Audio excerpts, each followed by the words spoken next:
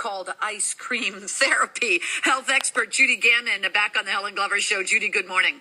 Good morning. You are so right. A lot of people knew it intuitively, right? Right, because you're depressed. You turn to my thing is, the hot chocolate chip cookies, or a lot of people turn to the ice cream. Apparently, our emotions actually do affect the way we taste that food. That's right. And a lot of people may say, well, I don't know that I know the difference between something really fat, like they can taste it. Because the study says that when we have depressive symptoms or when we're depressed, we lose the ability to taste how much fat we're eating.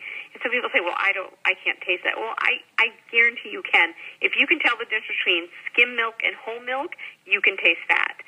So really what this is telling us is something we intuitively already knew, that when we are depressed, we tend to put on weight. Why is that? Because our body isn't turning off that little part that says you've eaten too much fat. Right.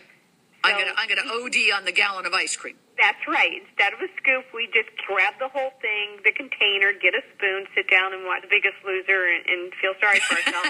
And know we'll be a contestant if we don't do something about it. That's right. That's exactly right. And, another interesting thing is that bitter and some of those other things we can taste are heightened, but fat is decreased. So we can't taste the fat. But yet, something sour or bitter is more intense. So we may not be attracted at all to that because it's just too much for us to handle. Wow, that is interesting. I've always had a theory that when I die and go to heaven, if I get in, that is, I'm going to be greeted by St. Peter with this big tub of just pure fat, because I've noticed that the more fat is in food, the better it tastes.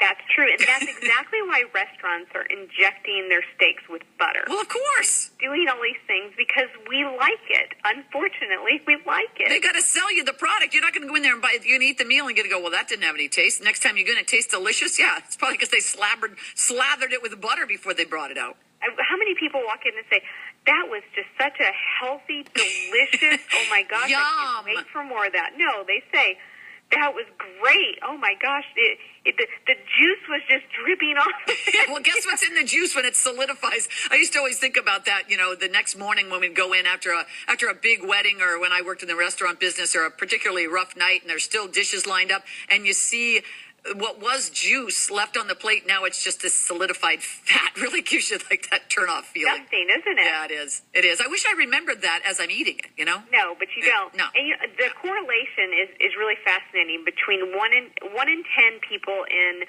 America are depressed, and 36% of our population is obese. So, if you look at those and you talk and think about this study that we have the inability to taste fat when we're depressed, it kind of goes together. It certainly does. And this is why, we were just talking about this last week, how McDonald's and other restaurants have the healthy options, but the healthy options don't sell as well as like the Big Mac. Right. Gee, I wonder why. You know what? They're not really as healthy as we think. That's a whole other show. Yeah. Judy Gaman, our health expert. Thanks so much